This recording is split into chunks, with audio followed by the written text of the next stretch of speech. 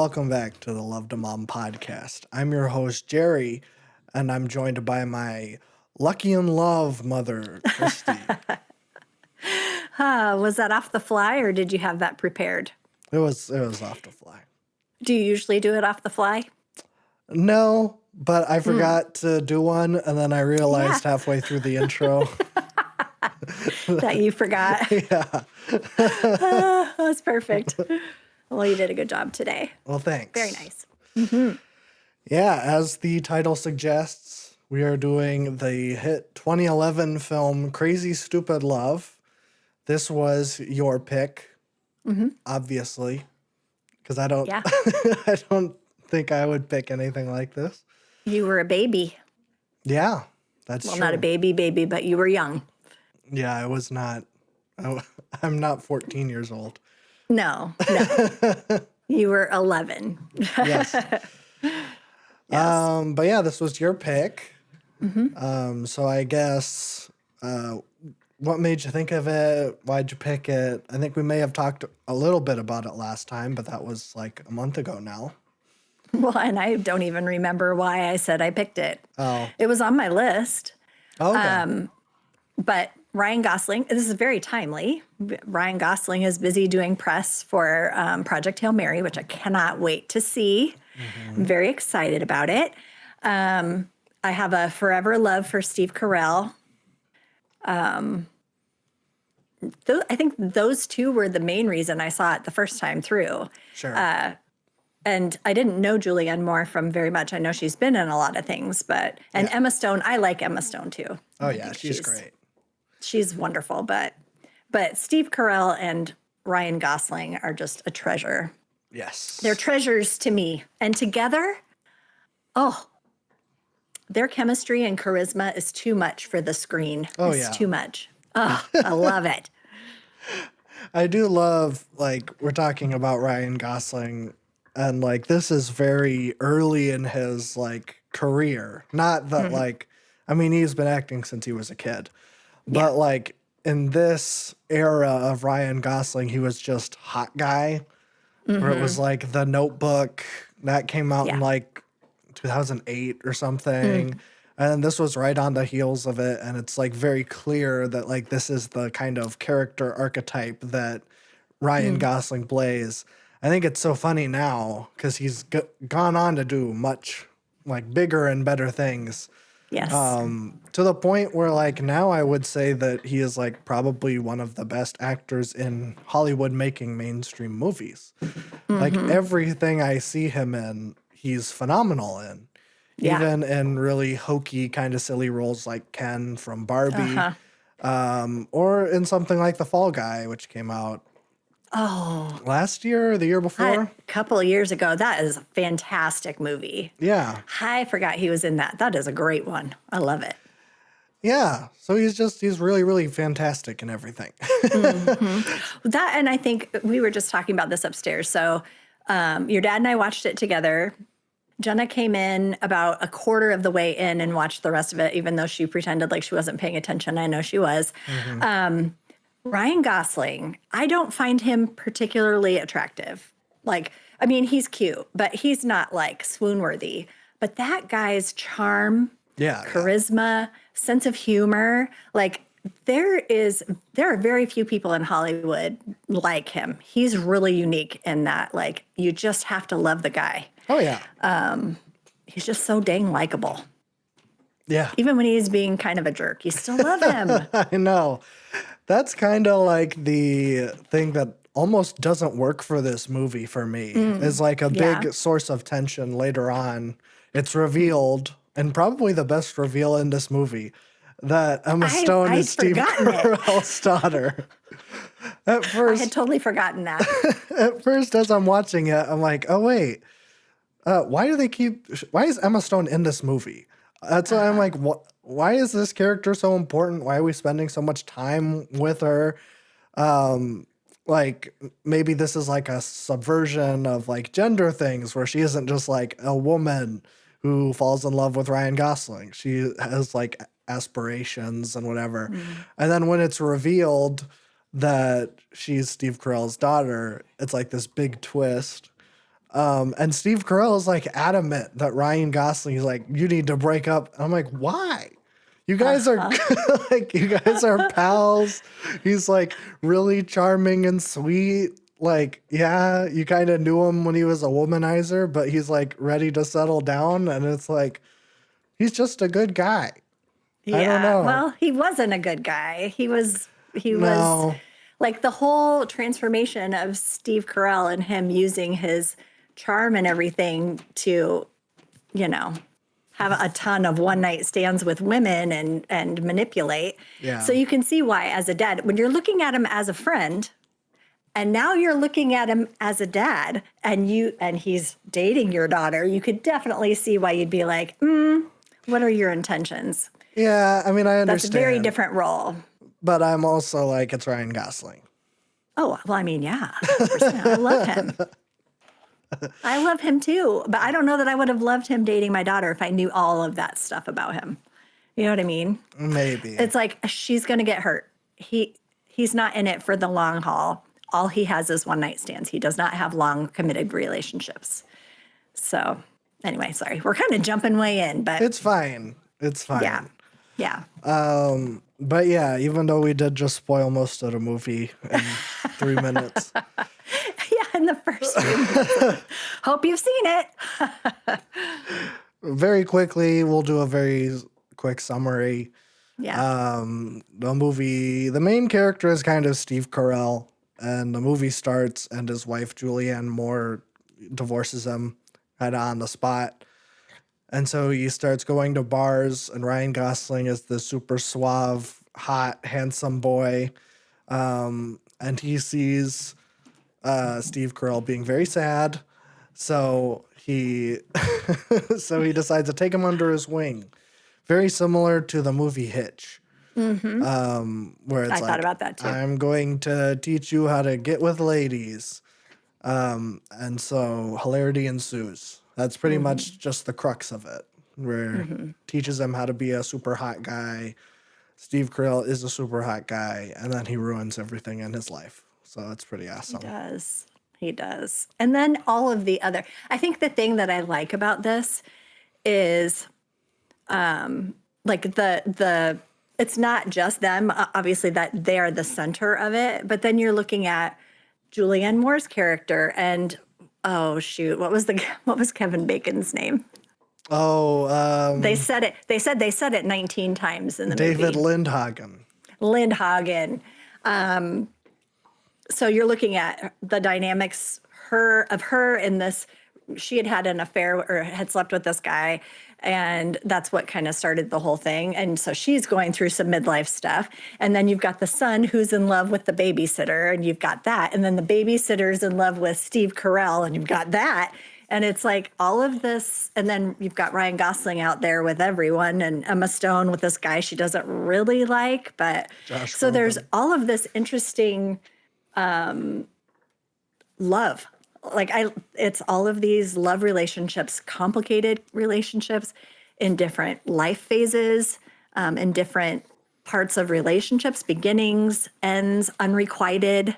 Like, I don't know. I just, I like it because it's not just them. You're watching all of these things around them happening. And then to see them converge was just almost too much for me. It was so wonderful.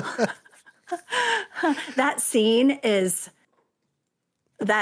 the reveal scene is like, I laughed so hard. Yeah. I was like, this is so great because they're all going after each other for different reasons. And all the guys are fighting and the girls are just standing there watching all these guys fight with each other. It was so funny. I know. It's ridiculous. It is. And that is the highlight of the movie, is that scene Yeah, where I love everybody's fighting. And I do like that even though Ryan Gosling and Steve Carell had this big moment, Ryan Gosling does still punch David Lindhagen for being such a douche. Yes. It's awesome. I know. There's so much happening in that scene. That's so funny to watch. Now, the guy who is the babysitter's dad, I know he was in Anchorman, right, with Steve Carell. And I think he also used to be on The Daily Show. I'm not sure. I think. I cannot remember his name. I didn't do any research on him, but I only know him from one thing. His What do name you is know him from? Bernie. Oh. I forgot. Okay, never mind. I know him from a couple other things. What do you know him from? The first thing that came to my mind is that he's Marge Gunderson's husband in Fargo. Ah, And okay. he's the sweetest guy ever in that movie. It's so funny. He's like this like meek, timid guy, and Marge Gunderson's like this super smart sheriff, and he's like trying to get like a painting. He's like submitting a painting to a competition. And so like the whole time she's trying to solve this kidnapping and murder. And she's like, oh, I believe in ya, you know. I think it's got real potential. And then it's so sweet. Like they have like the sweetest relationship. I like that. And so when I saw that, I'm like, oh, it's Marge Gunderson's husband. I don't even know what his name is in Fargo. But That's funny. I forgot he's also one of the suspects in Zodiac. Oh, he is. Yes. Oh my gosh. I completely forgot about that. Well, that movie we've brought up numerous times. We do need to watch that. You said you thought I'd like it. I think you will. Yeah. No spoilers, but that might be what we're doing next.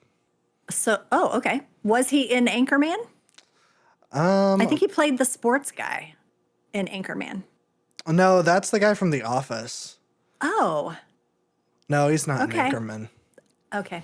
For some reason, I saw the bald head. I thought it was the same guy. No, it was Okay. the asshole guy from The Office that's Michael's friend. That guy. Yeah. Yeah. For some reason, those two are interchangeable for me, but I can anyway. see it. Yeah. The whole part where he comes to break up with Steve Carell, he brings a gift. Yeah. My wife told me I can't see you anymore. Or So whatever. sad. I know.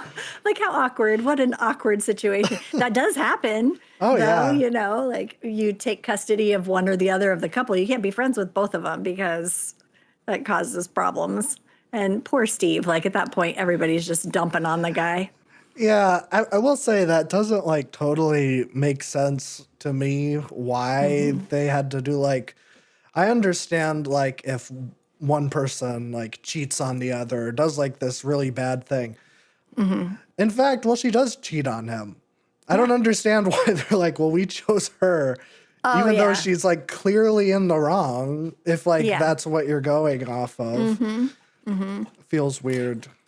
Maybe the wife was closer friends with her, and Steve and the husband became friends because their wives were already friends. And so that was the more important friendship. I guess Maybe something like that. I don't know. Here's what I will say. If your partner says that you can't be friends with somebody, then don't listen to that. That's what Well, I you just will can't say. be, you can't be couple friends then. You know, like the That's fine. No, that's what I'm saying. Is like if you're couple friends, I think maybe then it's like, oh, well, now what do we do? But obviously the wife's friendship must have been the closer of the two friendships. But either way, like you still shouldn't dump your friend. That's what I'm saying. I'm like, Bernie, you should tell your wife no. And if Yeah. you want to go get a drink with Steve Carell, you should. That's all I'm gonna Yes. say. And you don't have to bring him cologne. I love the little thing at the end too. There's a gift There's a receipt gift. in there. It's and then he like waddles away really fast. It's so funny. I know. I know. Oh, and it was when we were watching it was so awkward because when your dad and I were first married, he wore New Balance tennis shoes all the time. And there were numerous things in here where I was like the guy in the polo shirt and he's got the Velcro wallet. Your dad Yeah. had a Velcro wallet forever. I was like, oh, this feels like very pointed at him. Oh man, it was funny. It's fine. It's fine. It is. I gave him so much crap about that Velcro wallet. I don't think he still has a Velcro wallet, but he did for years. Like he had to special order it because they didn't really have them out anymore. And that's what he carried in high school. And he liked the Velcro. And anyway, I just thought that was so funny when I saw that. I was like, oh, I forgot about all of this. Your dad had never seen it before. This was new to him. So it was kind of funny. Did he I was like it? No. We haven't talked about it since we finished, okay. you know. He doesn't talk about movies. That's why you and I talk about movies, because he doesn't like to talk about movies after you've seen movies. He Yeah. doesn't like discussion. That's fine. Yeah. I But I did- will ask him in general if he liked it. Well, usually he said that was if you say that was pretty good. And then he'll go, mm-hmm. So I didn't know if he agreed. Nope. Jonah was sitting there with me, so maybe that made a difference, that he didn't feel like he had to participate in the conversation. As soon as it was over, he turned on Star Wars. He's watching them in chronological order. Yes, I know. I don't know what he's on now. New Hope. Oh, okay. Yeah. So anyway. Well. Sorry. It's fine. It's fine. Yeah. So, man, I don't even remember what we were talking about before. We were talking about the guy from Fargo. Oh, yeah. And then I was talking about the Velcro wallet and the shoes because it's like your dad. Yeah, and I don't know, like, I don't really know, like, where to go from here because I don't have a whole lot to say about this movie. Really? Oh my gosh, I have so many things to say. I think that's really interesting. Okay, what the things I have to say about it? I think, obviously, I probably most related to Steve Carell and Julianne Moore. As somebody who started dating in high school, Dave and I started dating. I was 16, he was 17. We got married at 22. Like, we were young. And watching these people who are in midlife, who are still in the middle of raising their children, understanding, I feel like, especially knowing that they have an older daughter. I think that made a huge difference looking back on it, because the place that you are mentally raising younger kids that are still living in your home is very different than the place you're in when your kids are older and young adults. And so being in that place now versus when I would have seen this the first time, as you were 11 and your sister would have been 8, it's a very different stage of parenting. And so I think seeing that from my perspective as someone with older kids makes me watch this movie in a different way. It gave me more understanding for her. Sure. To be like, okay, who am I?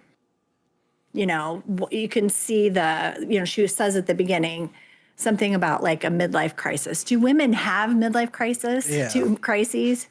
And it is true that is what we see. At least I feel like maybe more now. You see it more now than you did before. It was always the joke about men with their sports cars and having affairs with younger women, and that whole trope that is a thing. I feel like now you just hear more conversation about women hitting that midlife point and being like, I have spent all these years raising my children. I don't know who I am. Yeah. And I feel that, like, and you look back at, especially this couple, and you're like, okay, who were we when we were first together?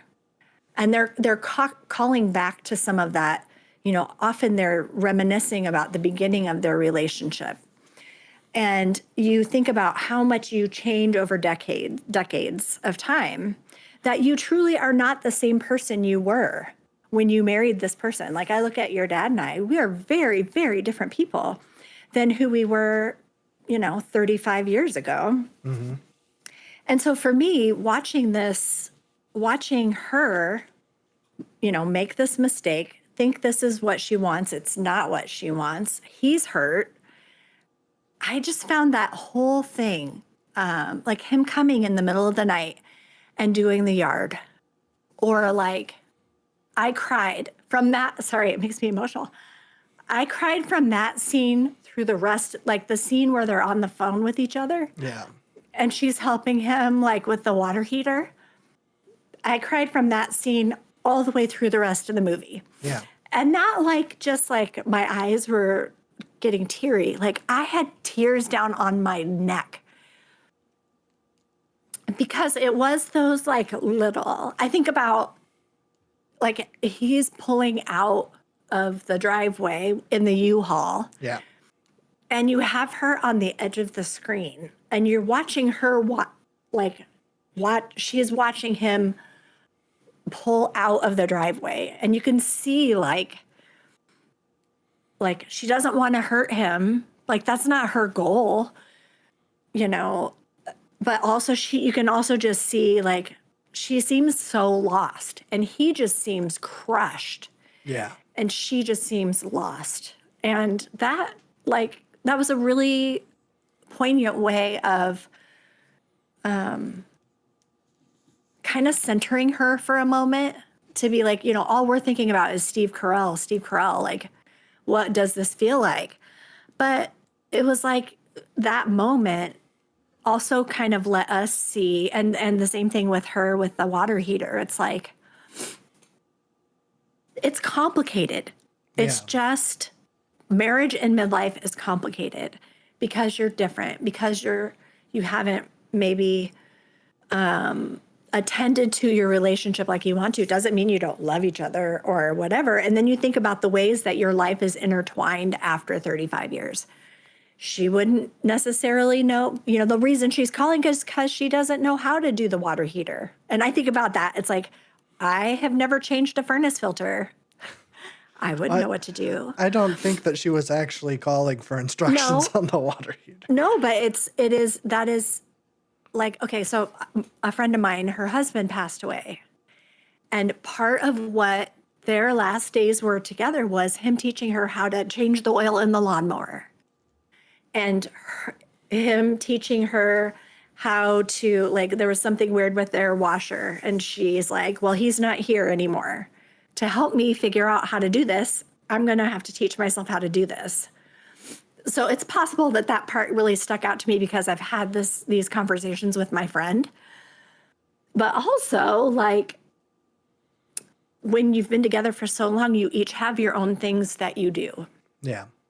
And that when that person goes, like, now you have to do it all. And here's this thing that seems like so basic that you don't know how to do because your other half is not there to do it.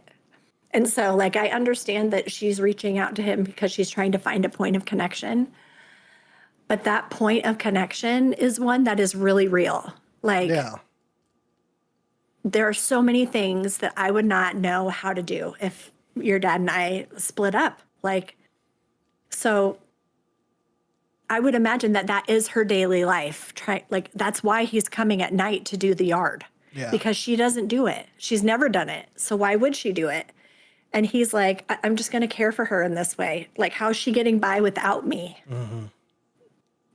And she doesn't even notice it. It's never, ever discussed in the movie that he's doing this for her, which means that she really is clueless about it. He's not doing it he's not doing it for any recognition of what he's doing, because he's doing it in the middle of the night and he knows she's not even going to notice it, but he still cares enough to do that. That's like a really beautiful picture of him caring for her, even in his hurt. Because it's not really about the yard. It's like, there are things like that where I realize I just went on this really long tangent.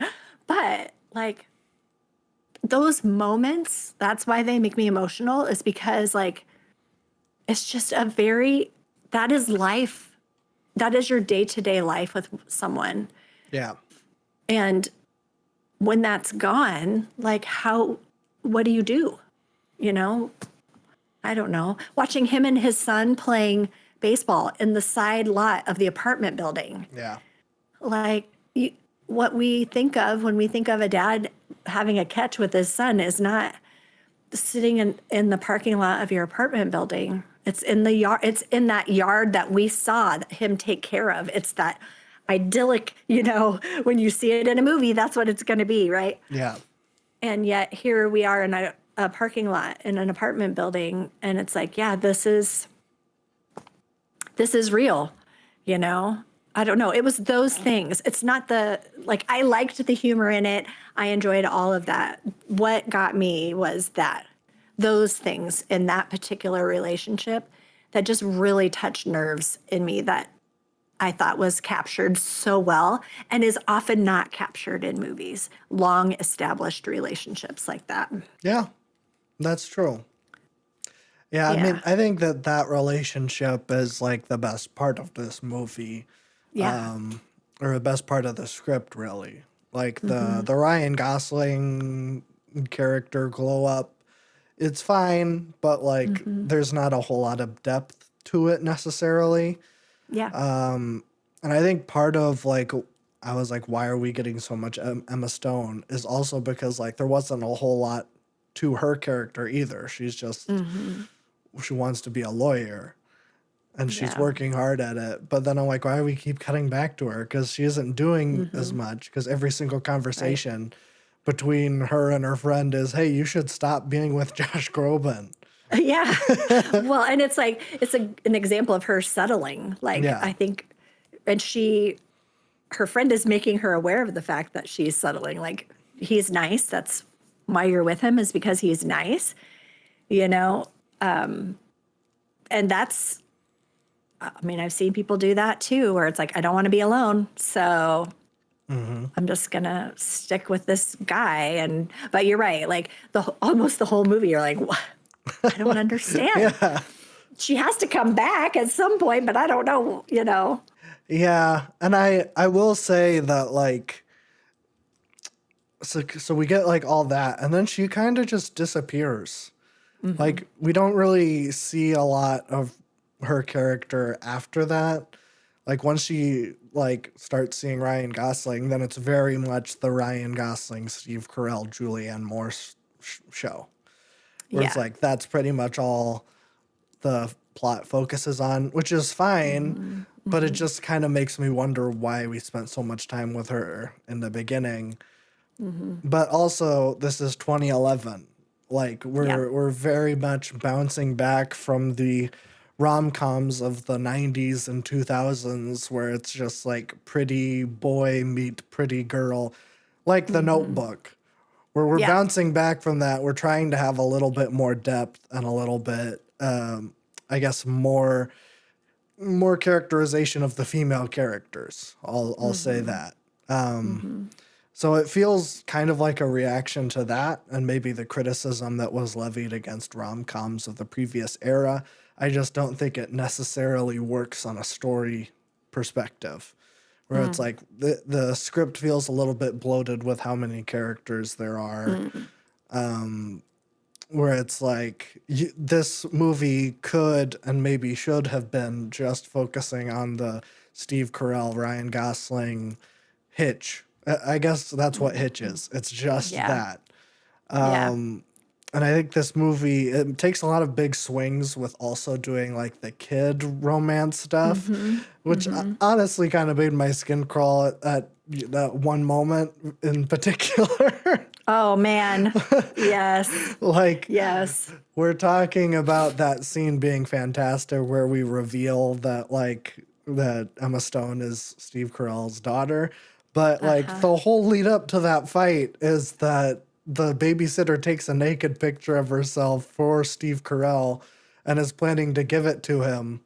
And it's like, oh, that's so creepy. Like I was getting like talk about like weird stuff from the 90s and 2000s. I was getting like American Beauty vibes from that. Oh, yeah. Yeah, yeah. And I was just like, oh, I hate that. I hate this. Why was this a thing in this very specific time where it was like, oh, high school students are super sexy. It's like, why was this a thing? Yeah. What I would have liked more is to take, I thought at the beginning when they're in the car and he's driving her home and he's just been absolutely gutted by this revelation from his wife. Yeah. And you can see that she really, like, I feel like from the beginning you knew that she had like this crush on him or whatever. I would have liked that more had they not gone that extra step. Like I could see the situation where this girl is like, well, he's a good dad. That whole thing where she said, kids don't wait up to see their dads. Yeah. Like, and I think there were times throughout the movie where you could see love relationships mirroring like maybe things from childhood. Sure. You see that with the Ryan Gosling character when he's describing his dad, and it sounds just like Steve Carell. He was sweet. He was a pushover. My mom was, so he's trying to help his dad. Yeah. You could see things echoing through generations, and her specifically saying something about who Steve Carell was a dad. She's not necessarily really romantically in love with him. Yeah. She is looking for a dad that she would have been willing to sit up for and to wait up for. Like you can see the wistfulness in that. Yeah. It's just misguided. And I wish they hadn't taken it to where they took it. Yes. But if I remove that part of it and I'm just looking at her and her feelings, like, yes, that's creepy to think about a 17-year-old in love with this 40-some-year-old man. But there is also some innocence to that. I feel like her character was not, it wasn't lascivious. Lascivious? Is that the word I want to, is that how you say that? I've read it a million times. I don't know how to pronounce it. I don't know. Anyway, I hear you, Ed. There was some innocence to it until that part was brought in. And then I was like, meh, I could have done without all of that. Yeah. But I can see like this misguided, what she thinks is love is really just a hole that she's trying to fill. Yeah. I mean, I get that. Yeah. I just like you. It's like, ooh.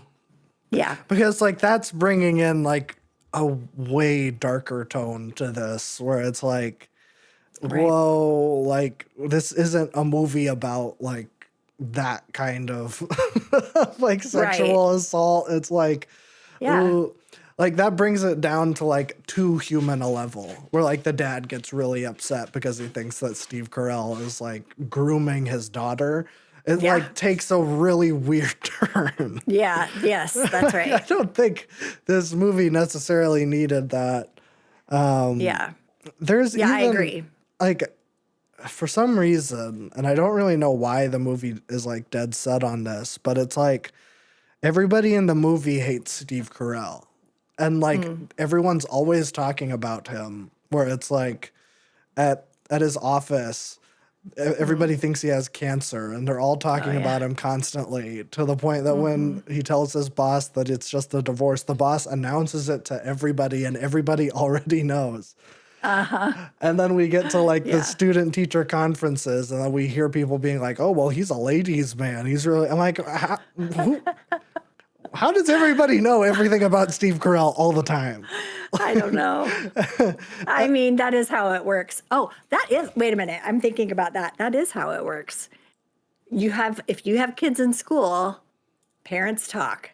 Oh, I'm sure. Parents talk. And so that part, I was like, that's real. It doesn't matter how big a city you live in, that little community, that little insulated school community, and everybody knows everything about everybody and what's happening and people, blah, blah, blah, blah. You know, that's the same thing in an office. Like, it depends on where you're working, obviously, but, you know, they're seeing weird behavior from him. Then there's all this conjecture about.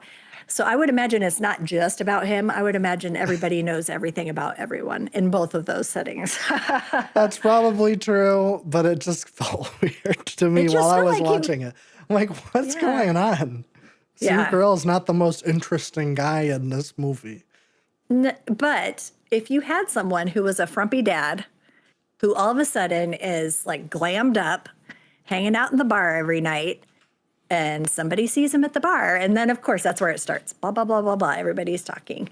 That change, that transformation, when we're talking about the school setting anyway. Yeah. But at work, he was probably just super sad.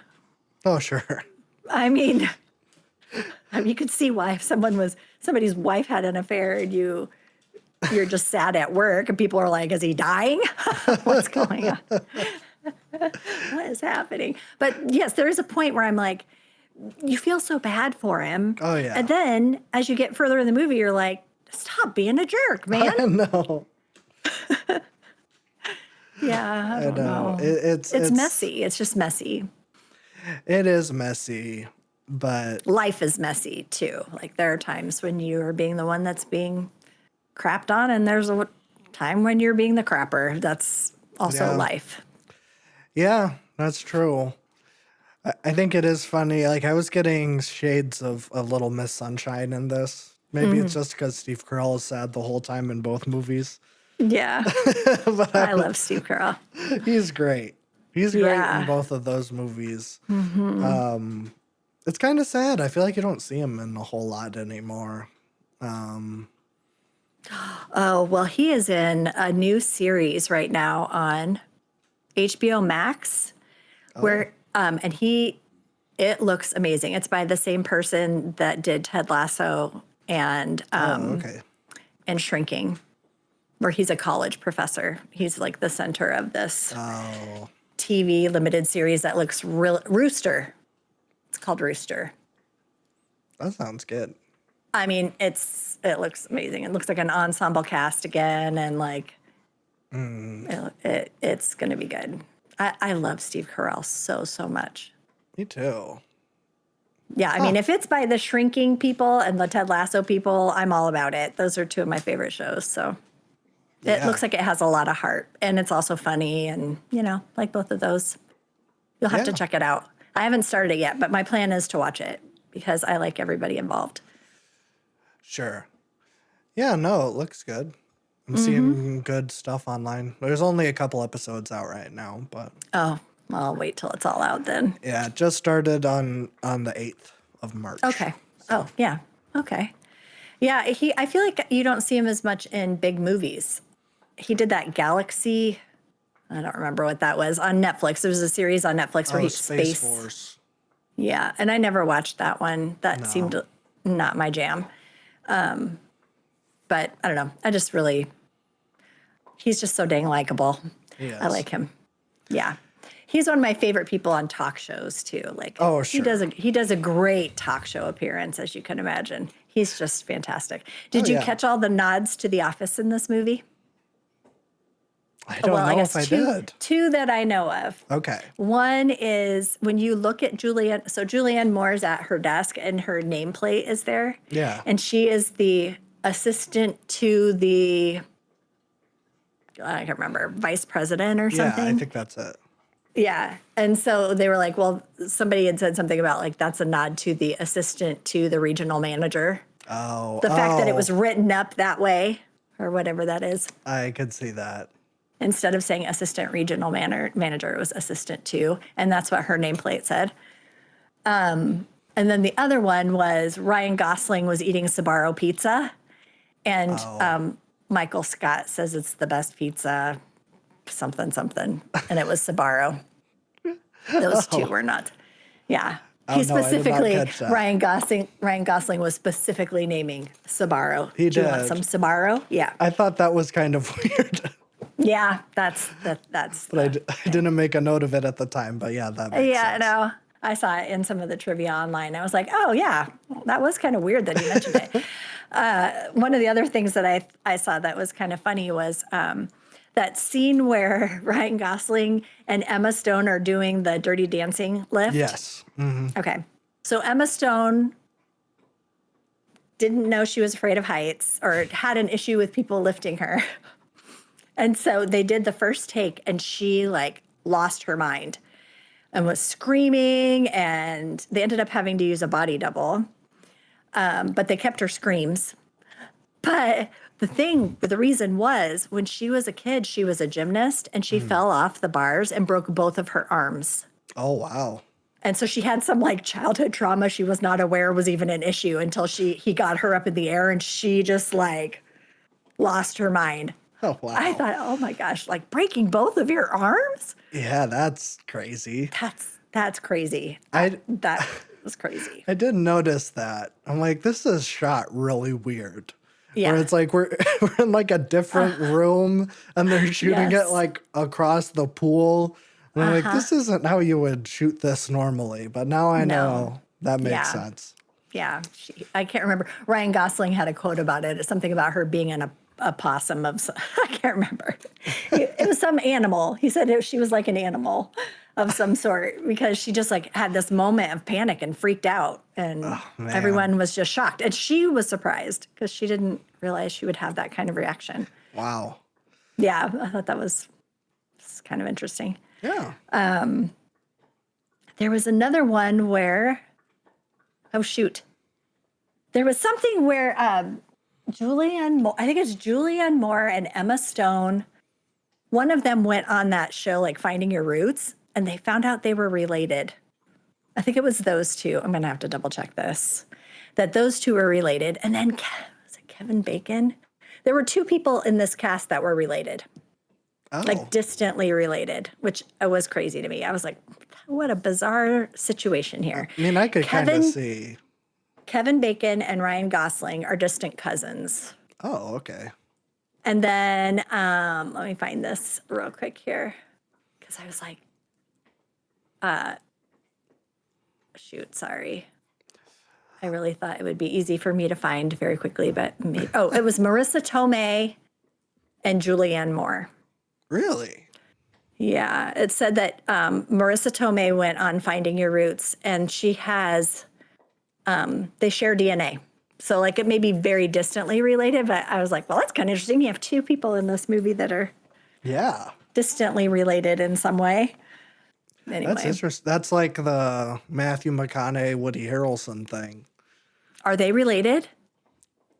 They don't know. They seem like it. I So mean, I think the story is, and I don't know if I know all the details 100%, but it's possible that they're brothers, half brothers. really? Yeah, because there's something like Woody Harrelson. I think Matthew McConaughey's old. Or no, Woody Harrelson would have to be older. But like he was born and then like his mom left and then like they never talked, like completely disappeared. And then like they took some sort of DNA test and they're like, we're pretty closely related. We think we might be half siblings. It's something crazy like that. Well, I will tell you, I read Matt McConaughey's autobiography, and that would not surprise me. His bringing up years were insane. Yeah. His, yeah, it was quite the environment that he was brought up in. So that would kind of make sense if there was, you know, a mom that was kind Yeah. of. Yeah. I don't remember. That's crazy. I'd never heard that. I think they learned that like they were both on that True Detective show. And Yeah. they were just like talking, like, oh, we're both from the same area, Texas. Oh, and I know this person. And it just like, maybe Wow. we should check this out and see. And I think, yeah. I'm looking into that because that is interesting. I've always thought that they seemed, even in temperament, very yeah. similar. Yeah. Very similar guys. Huh. It's kind of Yeah, I'm writing interesting. that. It's very interesting. I love that. Okay. I have to look into that. Yeah. I don't know. I'm trying to think if there was anything else that I needed to say. I just really felt like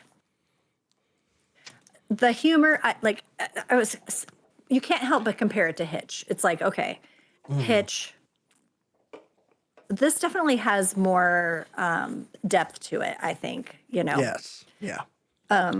I do love the chemistry between Ryan Gosling and Steve Carell. And I do like the complicated, I know you said something about like a lot of peripheral characters, but I do actually like that because it kind of makes me feel like something like Love Actually, where you have all of these Yeah. relationships happening and there's I don't know, I just find it really interesting to take a theme like love and relationships and look at it across age groups, look at it in different places in relationships. Yeah. That's true.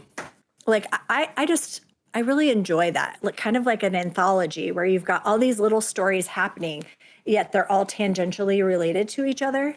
I enjoy that. I think that's one of the reasons I like Love Actually is just because it's like it's like reading a short story. Yeah. And you've got just snippets of which, you know, I could see exactly what you're saying where it feels like there's just a lot of characters and a lot happening. But I really enjoy that. And I like the juxtaposition of watching this character who's going through really complicated things in his own relationship, trying to help his son navigate new love or unrequited love. Yeah. And I just really, I enjoyed that. I like that the son's relationship wasn't the center of the story, but it was related, and you're watching both mother and father trying to help a son at the very beginnings of, and knowing that they were together at 15. Yeah. And they're seeing their son, who's 13, walking into, and then there's even that part where was it? Something where Steve Carell, when Steve Carell's dad went to him and said something about him dating her or something, and he's like, "You don't have to worry about it, Dad. Oh I'm yeah. going to date lots of girls." You know? And then you think, well, that had to be running through his head when his son comes to him and is talking to him about this stuff. Yeah. Like, he's thinking about, well, this was the experience I had with my dad when I tried to talk to him about it. And he just was basically, passing it off as nothing. And Steve Carell took it seriously, like legitimized his son's feelings. Yeah. He did. And so it's those small things that I really loved. It's not the big plot points for this one for me. It's more about like these moments that you see as they're revealing themselves, revealing their relationships, the baggage they bring to all of the like family relationships, romantic relationships, sibling relationships, whatever. Watching all of that kind of come together to get a fuller picture of who the person is. And even the Ryan Gosling character, where we don't really have much about him. He has spent the whole movie not revealing himself very purposefully until he's with Emma Stone. And she's like, you talk to me, you tell me. That's the first time we're really getting anything of substance from him. Yeah. And we realize this money is his dad's, it just feels like, she's the first person who's cared enough to know him. And then that's where we start to know him. Because even the relationship with Steve Carell, there's nothing other than you're my project and I'm going to help you. But we don't know why Ryan Gosling is the way he is. Obviously, there's some reason that this is what he's chosen. That to think that the exterior is going to fix the interior is just, not how things work. But then to hear him talk about his relationships with his family and how that probably impacted the way that he interacts with women and, the lack of connection, like significant connection. Why am I not? Well, he lost his dad. Yeah. Like he doesn't want to be connected to people because that hurts. So it's not giving us that as far as like hitting us over the head with it. I feel like it gave us enough credit as an audience to be like, if we really think about these characters, we can take these little nuggets of information that we're getting and seeing the ways they operate in the world and understand a lot about who they are from that information. And I love that kind of stuff. Like I love like studying characters. This movie was really great for that. Just trying to understand motivation and roles and that sort of stuff. Yeah. Interpersonal things. I like that a lot. Yeah, there's a lot of stuff that you just said there that like I didn't even pick up on. Like the little things, and maybe this is just like the weirdo story guy that I am, where I'm very like focused on big picture stuff and like making sure that everything makes sense. Sure. Which is also legitimate. It's just a different lens. Yeah, it's a different lens. And it's like, man, I feel kind of envious that you were able to have this kind of experience with this movie where I kind of got nothing out of it. Where I'm like, man, this is like, I was worried. I'm like, I'm not going to have anything to say. Like, we're just going to sit here and it's going to be a 20-minute podcast. We're just going to look at each other. Yeah.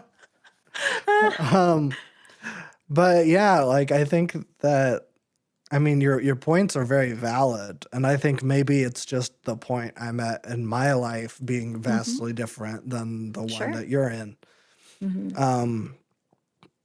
And I don't know, like, I wonder, I do have this whole trilogy on the list that I think we're going to do in the future. And I'm kind of wondering whether or not to pull the ripcord now. But the Before trilogy by Richard Linklater. Boyhood, right? Yes. He did Boyhood? Yes. Okay. Yep. He's the time guy, as I like to call him. Because not all of his movies are like kind of gimmicky like that. I mean, Boyhood's a good movie, but it's very much watch a kid really grow up. Like that's kind of the draw. Sure. The Before trilogy are 3 movies that came out exactly 10 years apart. and they follow the same relationship at beginning, middle, and then into the middle age kind of zone. And it's Ethan Hawke is the main guy because it's a Richard Linklater thing, and Ethan Hawke is in everything. He is. I love Ethan Hawke. What an amazing person, by the way. I feel like I've been seeing him a lot in doing press junkets and interviews, and I'm like, what a solid guy. Oh, I know. Yeah. Oh my gosh. Great Solid. guy. We just talked about him. We just recorded a podcast episode for the Lord of War movie, which he is tangentially in. And I was kind of like disappointed that we didn't see more of him in it because I love Ethan Hawke. Dang. Yeah, I just did not know what a superb human he is. Yeah. I knew him as an actor, but I've never really seen interviews with him before. And I just really have a lot of respect for him and his approach to life. He just seems very down to earth and kind. I don't know. I like that. Yeah. If you have not seen the Criterion Closet that he did with Maya Hawke, his daughter, it's really sweet. Oh, I love that. Yeah. I love them together. I have seen clips of the two of them together. I don't know if it's that interview I've seen, but anyway, that's cool. I love him.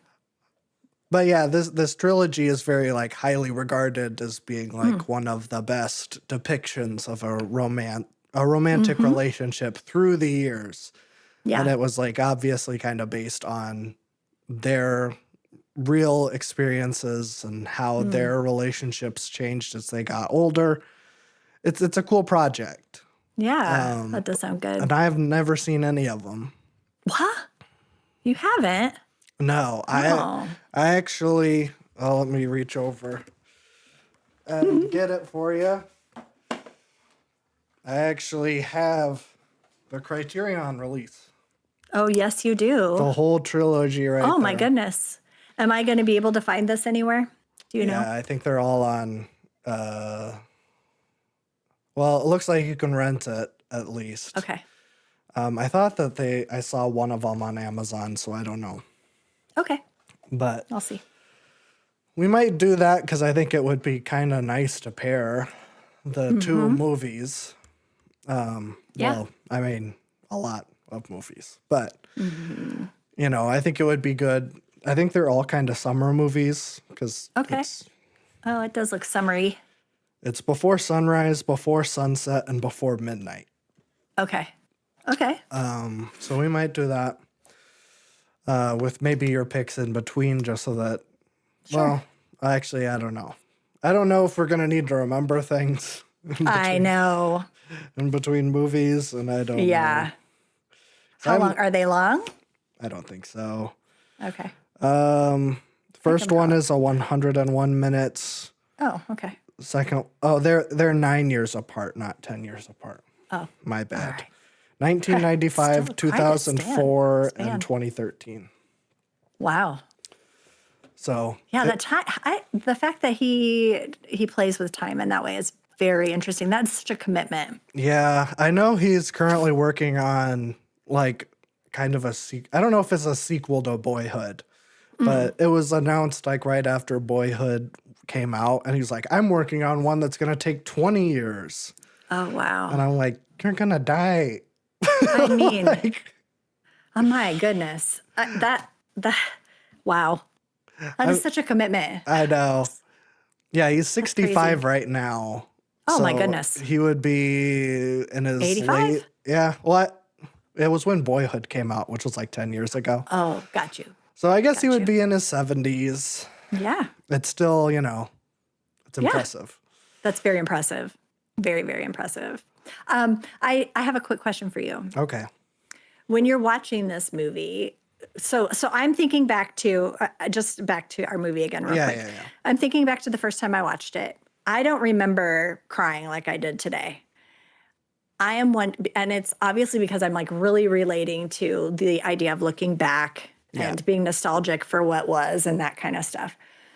What do you feel like watching this movie that you identified more with the Ryan Gosling, like that age group, because that's kind of where you are as like a single man I guess. Did you feel like you related to that part more and that maybe it was more difficult to, or you just didn't have the experience to see some of the stuff that I saw with the older characters? Well, I mean, I think that's part of it, but I wouldn't say that I was necessarily like relating with either Emma Stone or Ryan Gosling in this movie. Uh-huh. You know, uh, I don't have any experience in law stuff, and so Yeah. I also don't have friends that would be constantly like, you should be sleeping with someone else. Yeah. So like that kind of relationship felt Sure. kind of foreign to me. Well, and you're not really a guy who hangs out in a bar to pick up people No, either. Like that's not really your jam.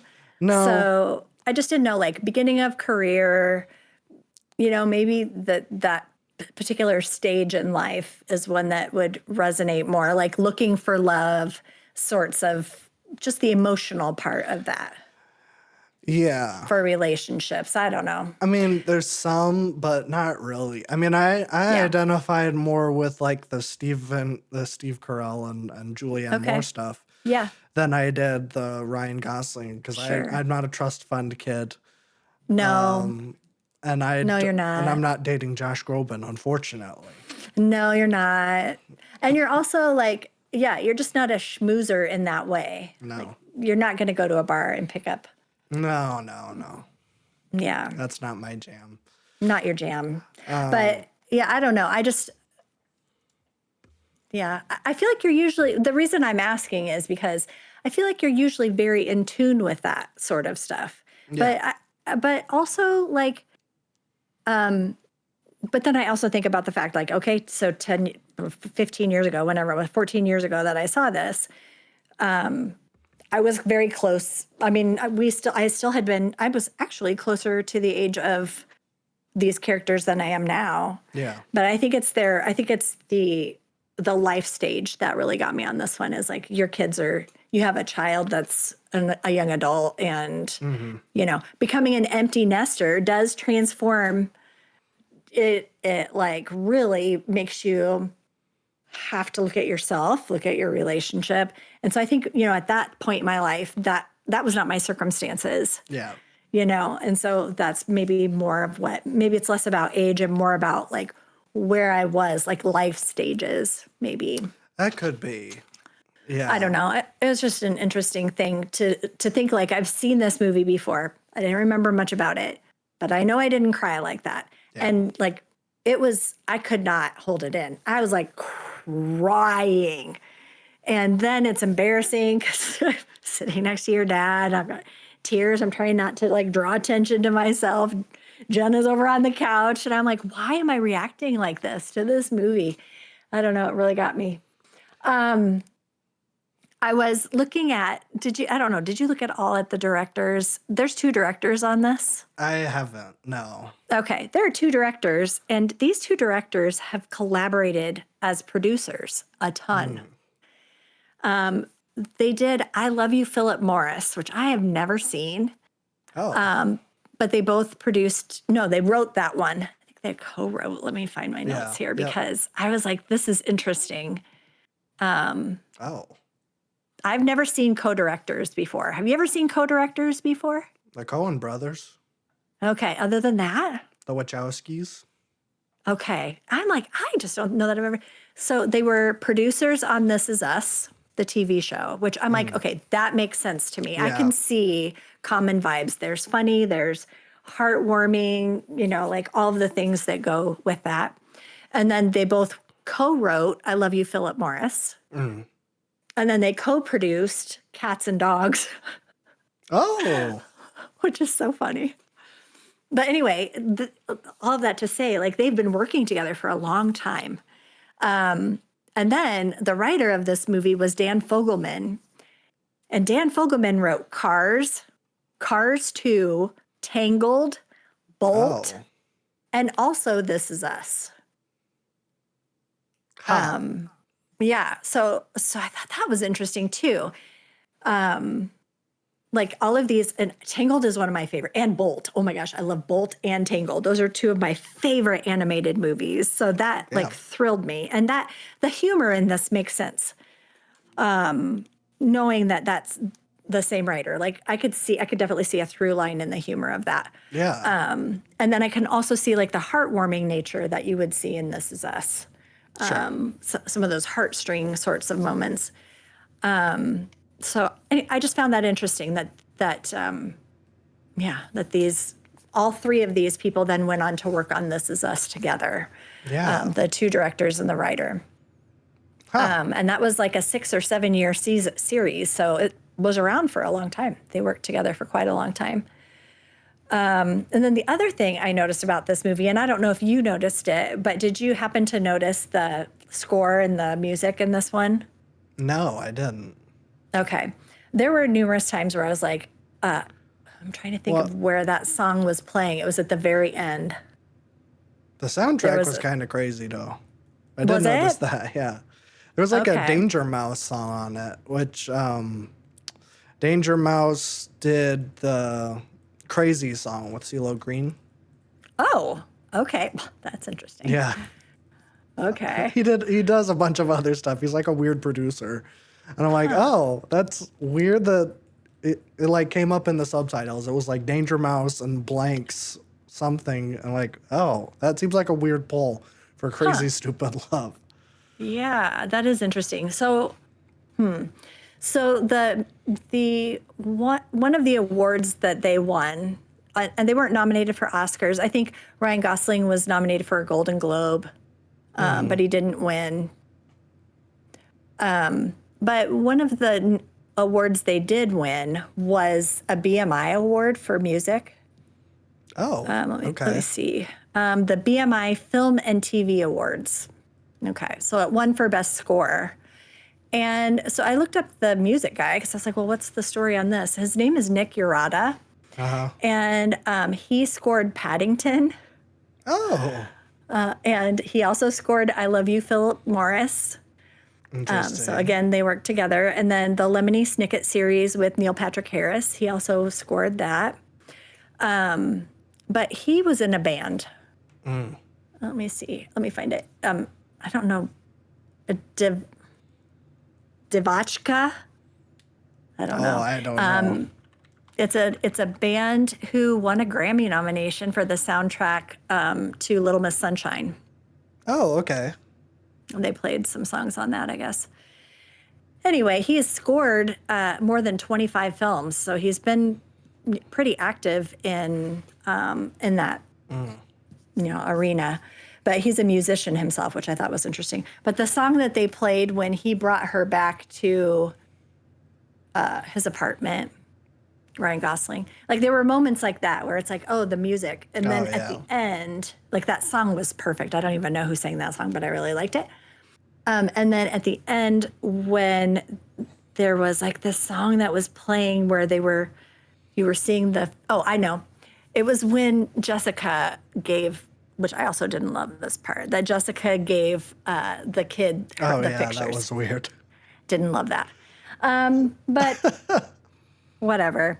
There was a song playing there where I was like, oh, what a perfect song for this scene. Like it was really, it was great. So in those two moments, I felt like the music really stood out. It made me notice it. I don't know that I noticed a lot of the other, but those two songs, I was like, oh yeah, I like that a lot. It made me want to look and see who did the music in it. But anyway, so it won. It won for like best score from BMI. Interesting. Yeah. I feel like I'm so bad with scores. I hardly ever notice them unless it's like very, very prominent. Yeah. Or I feel like the most recent example for me is Dune, because like those big bass and like so much of that movie is just shots of a desert. So there's not much to focus on besides the super awesome score. Sure. Sure. But otherwise, like I hardly ever notice anything. Yeah. So.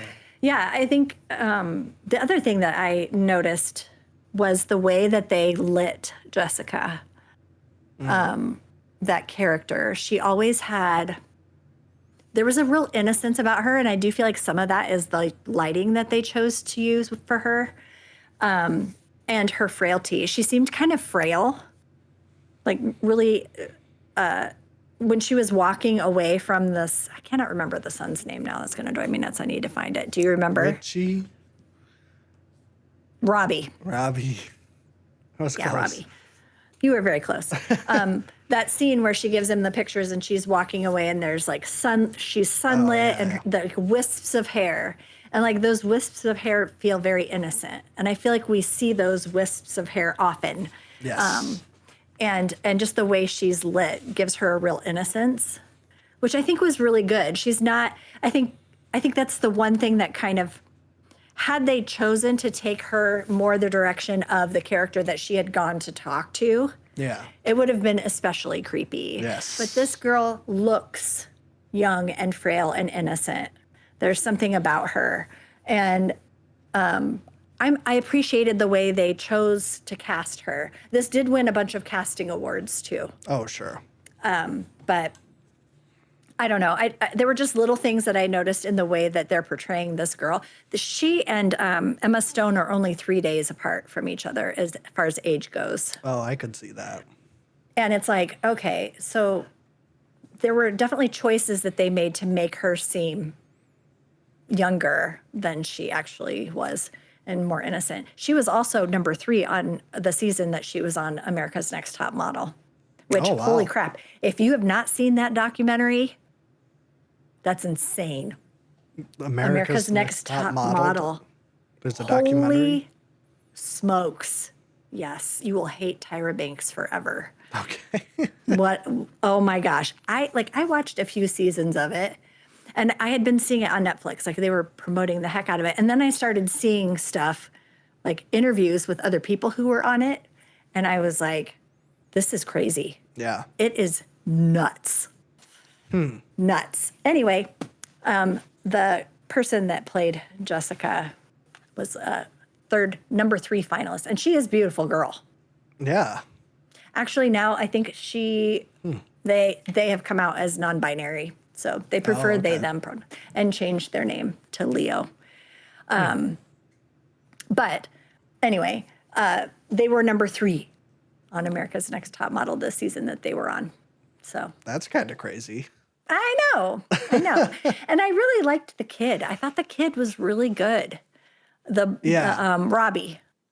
I thought he was good. And I looked and I didn't really see anything that stood out as far as what he'd been in. No, I didn't either. But did you recognize the littlest daughter? You know I did. Baby Joey King? Yeah, baby. When Jenna was sitting there, I'm like, Jenna, do you remember the movie Beezus and Ramona? Because she didn't know who it was. Oh.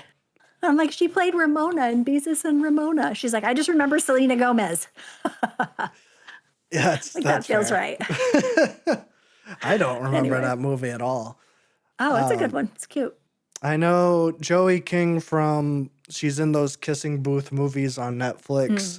And she was also in the hit 2015 horror film Wish Upon, which is, it's kind of gone down as a funny, good, bad movie. Oh, really? Yeah. I've never even heard of that one. It's odd. I think was in there was like a made for TV movie about the girl with Munchausen by proxy and she ended up killing her mom. Oh, that lady? I don't know. I kind of feel like maybe that was her, but I could be wrong. Is that a family affair? Is that it? Maybe.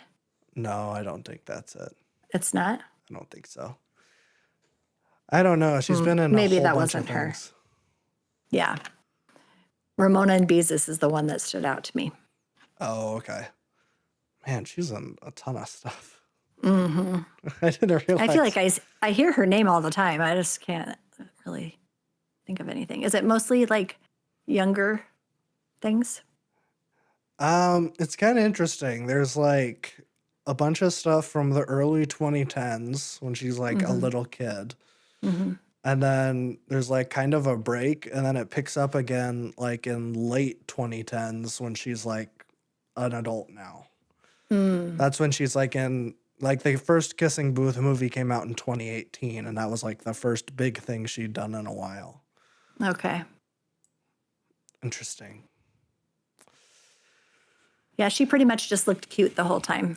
Yeah, She didn't danced have a whole around. lot of lines. No, But she had enough lines to get paid, and that's what we want for her. that's So right. good to go. She's officially not an extra.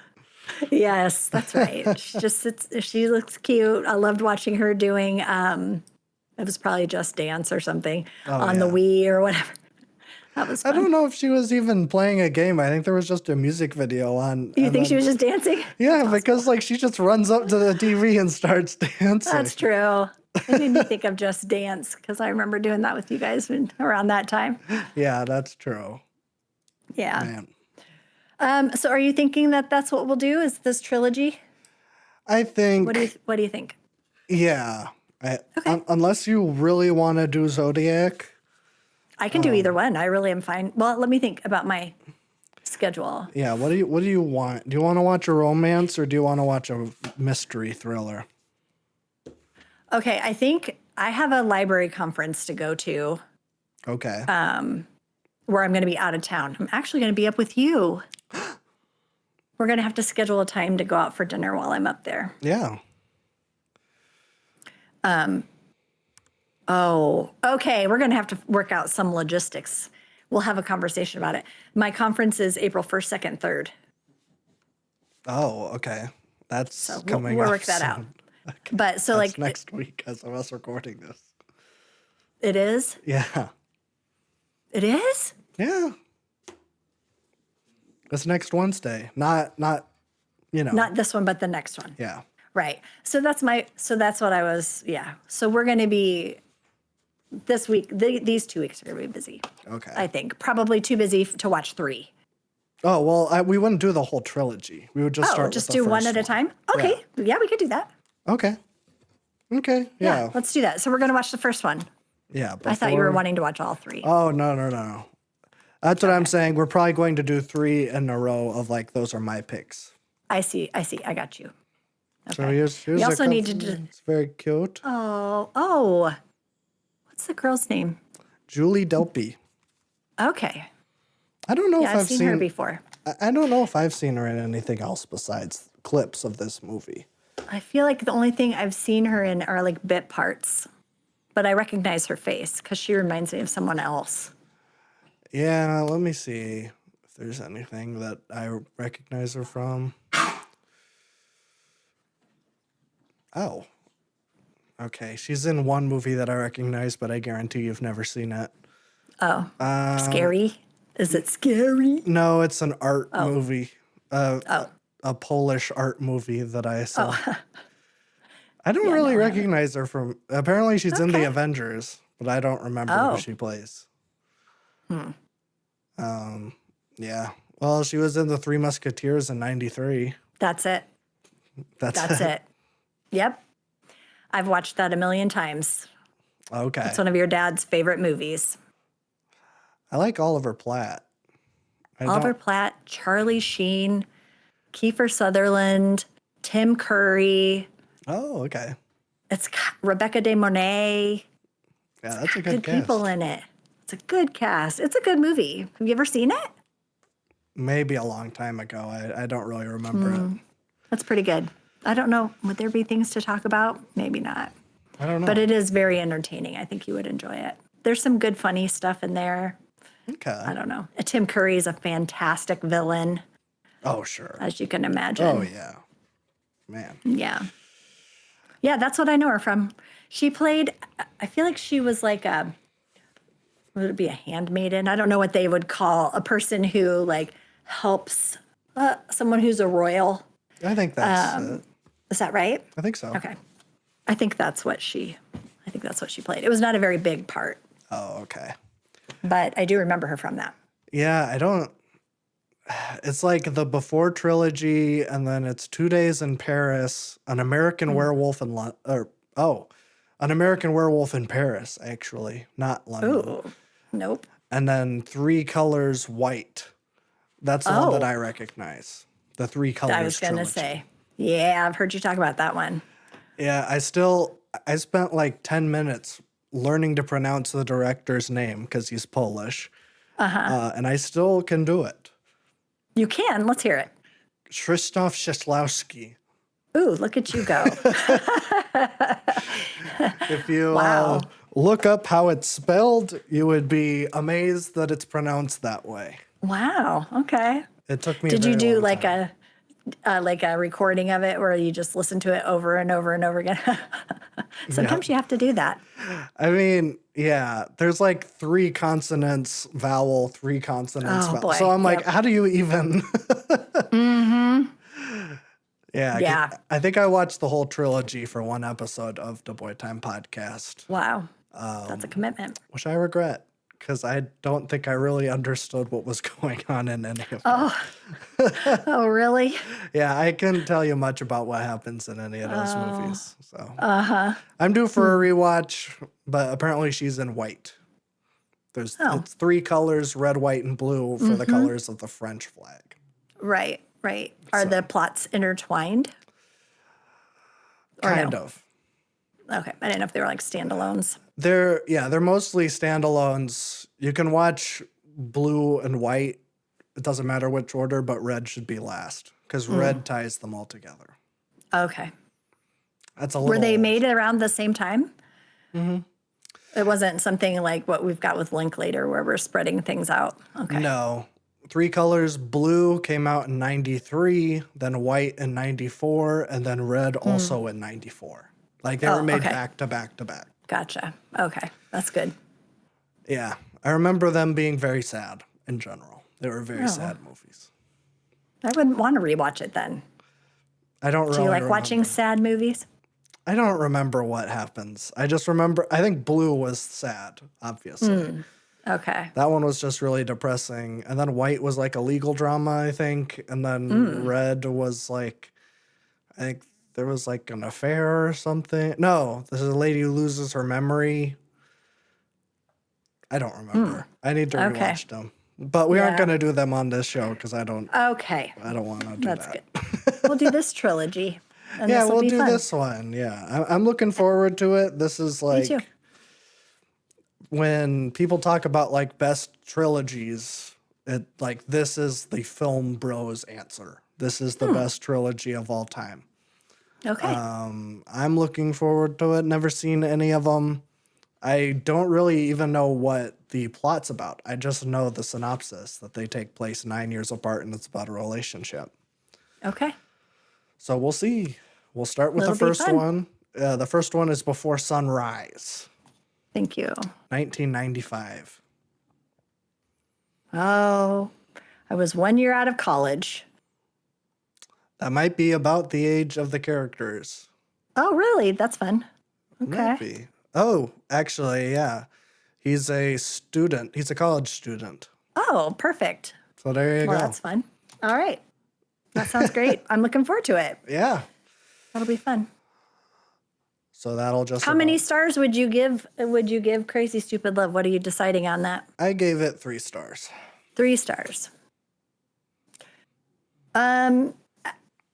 If it weren't for the creepy pictures, Yeah. I probably would go higher, but I'm going to go. I really liked it. It really got me. I'm going 4.5 on this one. Sure. It got docked the half star just because of the pictures, and Yeah, that was it's kind a of little creepy, and I creepy. didn't really like that. But I love this one. Yeah, Really it touched was a nerve. nice. It's good. Yeah. All right. I do feel bad. I did just realize that I rated this the same as Lord of War, which is a Nick Cage action movie from. Maybe you need to bump it a half star. No, if I anything, mean, surely you like it more than that, right? if anything, I'll just move the Nick Cage one down. Not giving it another half star. Not right now. Maybe if I rewatch it in 20 years, maybe it'll be Yeah, different. that's right. You should revisit it. Definitely hits different. I'm sure. Yeah. Anyway. That'll just about do it for this episode of Yes. the Love to Mom podcast. Check out the other stuff I do. It's always in the description. If you want to hear a podcast episode about Lord of War, then you can go check that out. Should be out around the same time as this episode. So look forward to that. Me and Baby have a lot to say about it.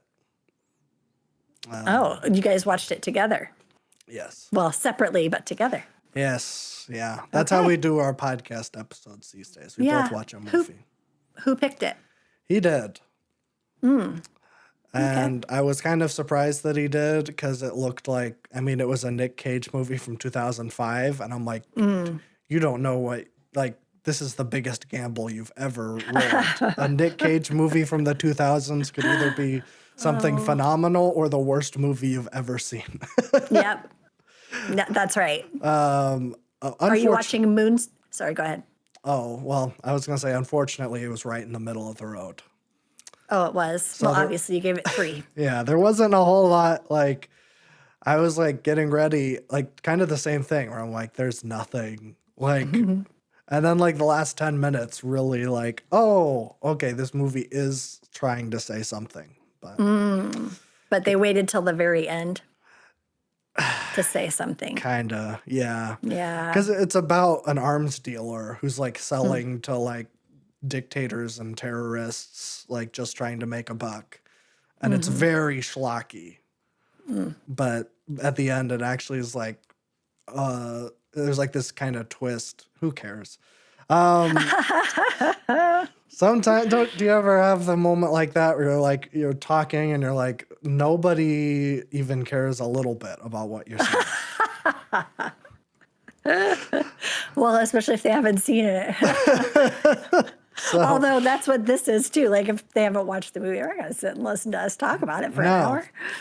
Well, there's more you can get out of this movie than the Nick Cage movie, unfortunately. Oh, yeah. Yeah. I was going to ask you if you were going to watch Moonstruck next with Cher and Nick Cage. That's my favorite. I don't think so. Okay. I don't know what we're going to do next. Oh, I you didn't offered- decide?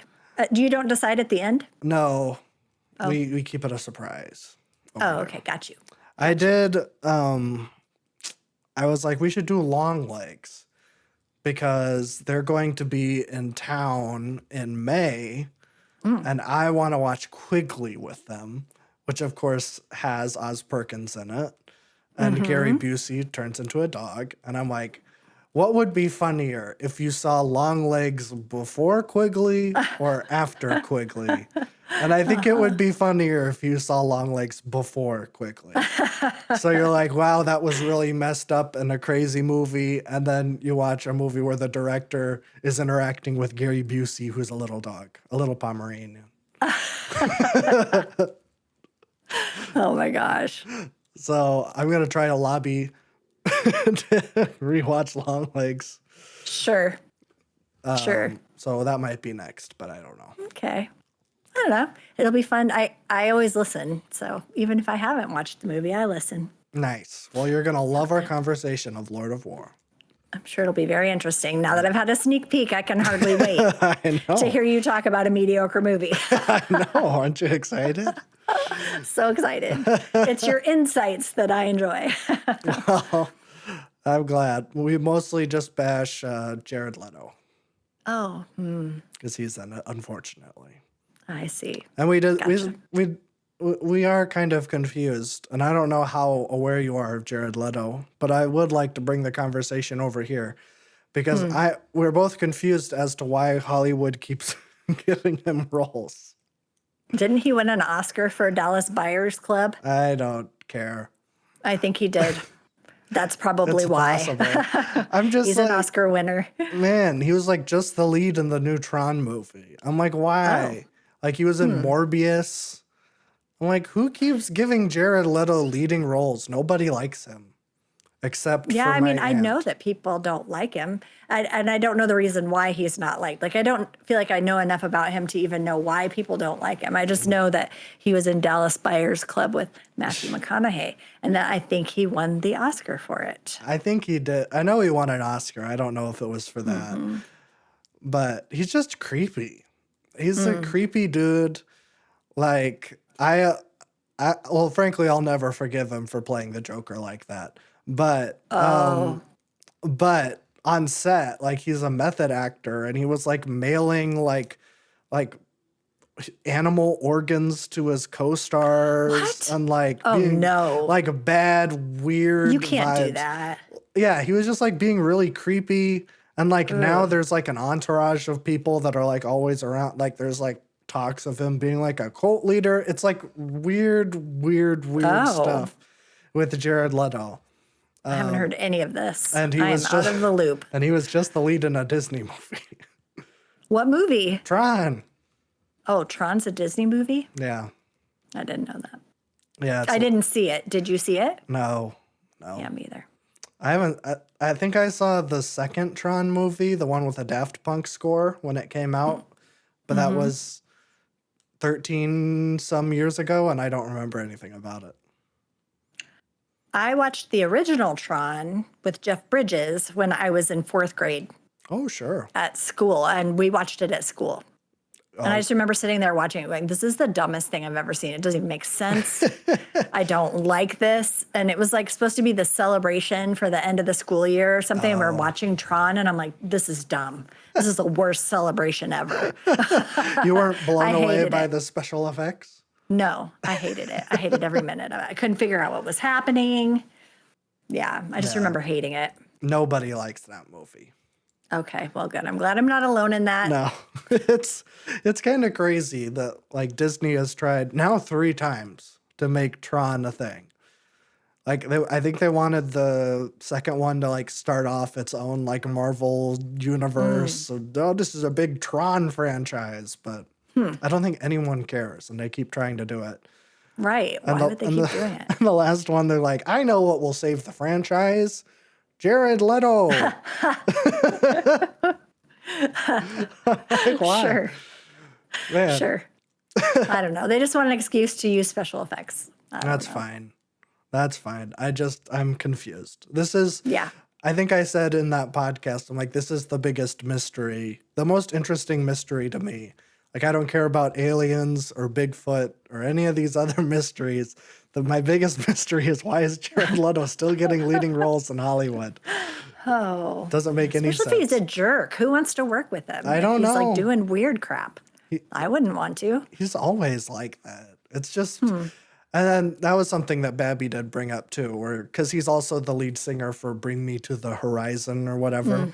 And there's like weird stuff when he was in the band where he was like being weird with teenage fans. So it's like he's never been a good guy. I'm like, so this stuff has just been out there for 30 years and he keeps getting huge movie roles. Like he must have the best agent in the whole world.